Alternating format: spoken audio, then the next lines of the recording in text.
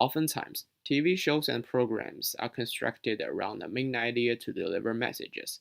However, what is less noticeable is that, apart from the very obvious messages that one can acquire from the TV shows, there are subtle meanings that these shows and programs carry. The space race between the US and the Soviet Union, for example, is normally seen as a competition between the two to become the most powerful country in the world. However, this competition presented through TV programs was actually a way of racial segregation and female subordination in the US, according to Lynn Spiegel.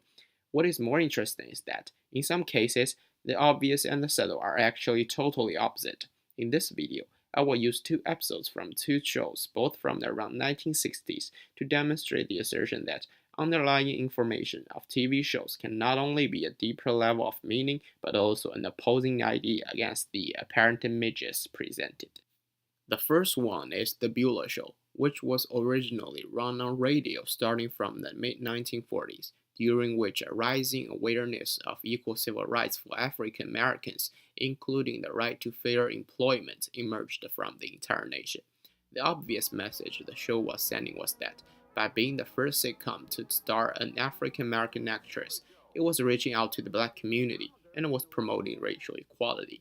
However, what is subtle about the show is that, without profound meaning and depth given to the leading character, the story of Beulah and her presence in a white American suburban mid-class family actually strengthens the racial discrimination against the African Americans. Throughout the episode, Beulah Goes Gardening, we are presented with elements of the House of the Hendersons. These images, such as a dining table with shiny tableware, open rooms, curtains, and a bright lamp, function to give us a clear sense of how this suburban house matches what Haralovich calls a primary means of reconstituting and resocializing the American family after World War II. Altogether, they convey a sense of the high quality of life that a suburban family has, and hence actually promotes the importance of being white, since only white Americans were privileged to live in the mass-produced suburban houses, also according to Haralovich. Overall, the show fails to promote racial equality. On the contrary, by setting a black female character in a white suburban family, it actually makes the problem worse. Another episode is Just the Housewife from the Donna Reed Show. Apparently, this episode is trying to defend women and to make a point that homemakers are more than just housewives. What is obvious here is that Donna Reed is fighting for more respect for women at home and promoting gender equality. However, after careful examination, one can see that there are subtle elements that actually make the obvious message questionable. First of all, after making a stand for housewives on the radio, Donna Reed received a tremendous amount of admiration from friends and even strangers. However, what is worth noticing is that she only receives respect from other women on the phone and at home.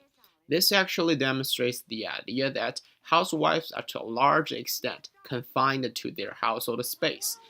The fact that she stays at home even after becoming the limelight makes the stereotypes of a housewife stand out even more.